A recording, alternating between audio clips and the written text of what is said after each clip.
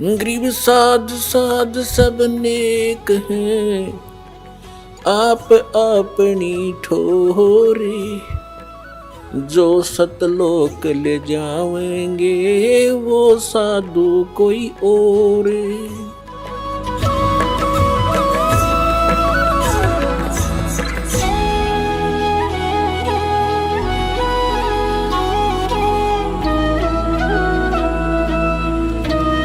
ಈಗ ಏನು ಹೇಳಿದ್ದಾರೆ, ಒಬ್ಬ ಧನಿಕ ವ್ಯಕ್ತಿ ಇದ್ದ, ಶೇಠ್ ಇದ್ದ, ಸಾಹುಕಾರ.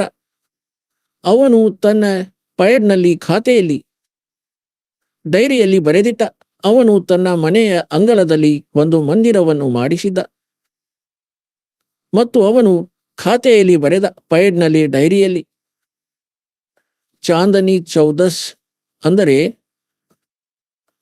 ಹುಣ್ಣಿಮೆಯ ಚತುರ್ದಶಿ ರಾತ್ರಿಯ 12 ಗಂಟೆಗೆ ಮಂದಿರದ ಗುಮ್ಮಟದಲ್ಲಿ ಇಷ್ಟು ಕೆಜಿ ಬೆಳ್ಳಿ, ಇಷ್ಟು ಕೆಜಿ ಚಿನ್ನ ಮತ್ತು ಇಷ್ಟು ನಗದು ದುಡ್ಡು ಜಮೆ ಮಾಡಿ ಇಟ್ಟಿದ್ದೇನೆ, ಹುಗಿದು ಇಟ್ಟಿದ್ದೇನೆ. ಅದಕ್ಕಾಗಿ ಕೋಡ್ ವರ್ಡ್ನಲ್ಲಿ ಬರೆಯುತ್ತಿದ್ದರೂ ಮಕ್ಕಳಿಗೆ ಗೊತ್ತಾಗದಿರಲೆಂದು, ತೆಗೆದುಕೊಳ್ಳಬಾರದೆಂದು. ನಾನು ಹೋದ ಮೇಲೆ ಬೇಕಾದರೆ ಪ್ರಯೋಗಿಸಲಿ, ಇದಕ್ಕಾಗಿ. ಹಾಗೂ ಕಳ್ಳರ ಭಯದಿಂದಲೂ ಹೀಗೆ ಮುಚ್ಚಿಡುತ್ತಿದ್ದರು. ಮೊದಲು ಬ್ಯಾಂಕ್ ಇರುತ್ತಿರಲಿಲ್ಲ. ಆ ಸೇಠನ ಮೃತ್ಯುವಾಯಿತು ಆಕಸ್ಮಿಕವಾಗಿ. ತಂದೆಯ ಅಂತಿಮ ಸಂಸ್ಕಾರ ಮಾಡಿ ಆ ಮಕ್ಕಳು ಯೋಚಿಸಿದರು, ತಂದೆ ಬರೆದಂತಹ ಬರಹವನ್ನು ನೋಡೋಣ. ಅವರು ಆ ಡೈರಿಯಲ್ಲಿ ನೋಡಿದರು. ಅದರಲ್ಲಿ ಬರೆದಿತ್ತು, ಹುಣ್ಣಿಮೆಯ ಚತುರ್ದಶಿಯಂದು ರಾತ್ರಿ 12 ಗಂಟೆಗೆ ಮಂದಿರದ ಗುಂಬಜದಲ್ಲಿ ಇಂತಿಷ್ಟು ಧನವನ್ನು ಅಡಗಿಸಲಾಗಿದೆ. ಅದಕ್ಕೆ ಆ ಮಕ್ಕಳು 2-3 ದಿನಗಳ ನಂತರ ತಮ್ಮ ತಂದೆಯ ಕ್ರಿಯಾಕ್ರಮವನ್ನು ಮುಗಿಸಿ, ವಾರ ಅಥವಾ 2 ವಾರಗಳ ನಂತರ ಆ ಮಂದಿರದ ಗುಂಬಜವನ್ನು ಒಡೆದರು. ರಾತ್ರಿಯ ಸಮಯದಲ್ಲಿ ಅವರು ಯೋಚಿಸಿದರು, ತಂದೆ ಸಂಕೇತ ನೀಡಿದ್ದಾರೆ, ಹಗಲಿನಲ್ಲಿ ಎಲ್ಲರೂ ನೋಡುವರು, ರಾತ್ರಿ ಒಡೆಯಿರಿ ಎಂದು. ರಾತ್ರಿಯಲ್ಲಿ ಮಂದಿರದ ಗುಂಬಜವನ್ನು ಒಡೆದು ಹಾಕಿದರು. ಅದರಲ್ಲಿ ಏನೂ ಇರಲಿಲ್ಲ. ಅವರಿಗೆ ಬಹಳ ಪಶ್ಚಾತ್ತಾಪವಾಯಿತು. ತಂದೆಯಂತೂ ನಮಗೆ ತಪ್ಪಾಗಿ ಗೈಡ್ ಮಾಡಿ ದಾರಿ ತಪ್ಪಿಸಿ ಹೋದರು ಮತ್ತು ಧನವನ್ನು ಬೇರೆಲ್ಲೋ ಹುಗಿದು ಹೋದರು. ಈಗ ಅದನ್ನು ಹೇಗೆ ಹುಡುಕೋದು? ಹೋಯಿತು ಕೈಯಿಂದ. ಬಹಳ ಧನವಿತ್ತು. ಬಿಕ್ಕಿ ಬಿಕ್ಕಿ ಅಳುತ್ತಿದ್ದಾರೆ. ಕೆಲವು ದಿನಗಳ ನಂತರ ತಂದೆಯ ಯಾರೋ ಸ್ನೇಹಿತ ಶೇಠು ಬಂದ. ಮಕ್ಕಳು ತಮ್ಮ ಸಮಸ್ಯೆಯನ್ನು ಅವನ ಮುಂದೆ ಇಟ್ಟರು. ಅಂದ್ರೆ, ಅಂಕಲ್, ಹೀಗೆ ಸಮಸ್ಯೆ ಬಂದಿದೆ. ನಮ್ಮ ತಂದೆ ನಮಗೆ ಸುಳ್ಳು ಹೇಳಿದ್ದಾರೆ. ದುಡ್ಡನ್ನು ಬೇರೆಲ್ಲೋ ಮುಚ್ಚಿಟ್ಟು ಗುಮ್ಮಟದಲ್ಲಿ ಎಂದು ಬರೆದಿದ್ದಾರೆ. ಅಲ್ಲಿಂತೂ ಸಿಗಲಿಲ್ಲ. ನಾವು ಮಂದಿರವನ್ನೇ ಒಡೆದೆವು. ಆಗ ಆ ಶೇಠು ಹೇಳಿದ, ನನಗೆ ತೋರಿಸಿ. ಶೇಠು ನೋಡಿದ. ಹುಣ್ಣಿಮೆಯ ಚತುರ್ದಶಿ ಎಂದು ರಾತ್ರಿಯ 12 ಗಂಟೆ ಮಂದಿರದ ಗುಂಬಜದಲ್ಲಿ ಇಂತಿಷ್ಟು ದುಡ್ಡು ಇದೆ. ಅದಕ್ಕೆ ಅವನು ಹೇಳಿದ, ಮಕ್ಕಳೇ, ಈ ಗುಮ್ಮಟವನ್ನು ಯಥಾವತ್ತಾಗಿ ನಿರ್ಮಿಸಿ, ಯಥಾವತ್ತಾಗಿ ಹೇಗಿತ್ತು ಹಾಗೆ ಕಟ್ಟಿಸಿ, ಆಗ ಹೇಳುತ್ತೇನೆ ಎಲ್ಲಿದೆ ಎಂದು. ಮತ್ತು ಹುಣ್ಣಿಮೆಯ ಚತುರ್ದಶಿ ಬರಲಿ. 15 ದಿನಗಳ ನಂತರ, ತಿಂಗಳ 20 ದಿನದ ನಂತರ ಆ ಹುಣ್ಣಿಮೆಯ ಚತುರ್ದಶಿಯಂತೂ ಬರುವುದಿತ್ತು. ಆ ಗುಂಬಜವನ್ನು ಹಾಗೆಯೇ ಕಟ್ಟಿಸಿದರು.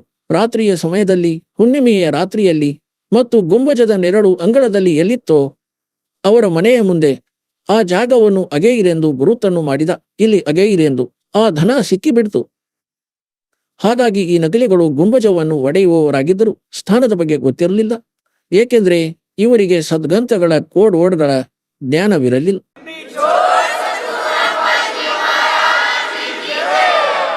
ಅದಕ್ಕೆ ವಸ್ತು ಕಹಾ ಢೂಂಢೆ ಕಹಾ ಕಿಸ್ವಿದ ಲಾಗೆ ಹಾತ್, ಏಕ್ ಪಲಕ್ ಮೇ ಪಾಯಿಯೇ ಭೇದಿ ಲೇ ಲೋ ಸಾಥ್. ಈಗ ಈ ದಾಸನನ್ನು ಸದ್ಗ್ರಂಥಗಳ ಈಗ ಜ್ಞಾನಿಯನ್ನಾಗಿಸಿ, ತತ್ವದರ್ಶಿ ಸಂತನನ್ನಾಗಿಸಿ ಕಬೀರ ಭಗವಂತನು ತನ್ನ ಮಕ್ಕಳಿಗಾಗಿ ಕಳುಹಿಸಿದ್ದಾನೆ. ಈಗ ಪುಣ್ಯಾತ್ಮರೇ, ತಡ ಮಾಡದೆ ಈ ಕೆಲಸವನ್ನು ಮಾಡಿ. ಹೇಳುತ್ತಾರೆ, ಸಮಜಾ ಹೇ ತೋ ಸಿರ್ದರ್ ಪಾವ್ ಅವ್ರ ಬಹುರ್ ನಹೀರೆ ಐಸಾ ದಾವ್. ಹಾಗೂ ಗರೀಬ್ ದಾಸರು ಹೇಳುತ್ತಾರೆ, ಗರೀಬ್ ದಾಸ್ ಯ ವಕ್ತ ಜಾತ ಹೈ ರೋ ಗೈಸ್ ಪಹರೇನು. ಈ ಮಾನವ ಶರೀರವು ಬಿಟ್ಟು ಹೋದರೆ, ಭಕ್ತಿಯು ಯಥಾರ್ಥವಾದದ್ದು ಸಿಗದಿದ್ದರೆ ನಂತರ ಅಳುವಿರಿ ಈ ಸಮಯಕ್ಕಾಗಿ. ಹೇಳುತ್ತಾರೆ, ಮಾನುಷ್ ಜೀವನ್ ದುರ್ಲಭ ಹೈ ಮಿಲೇನ ಬಾರಂಬಾರ್ और तरुवर से पत्ता टूट जा ओ फिरने लगता डार.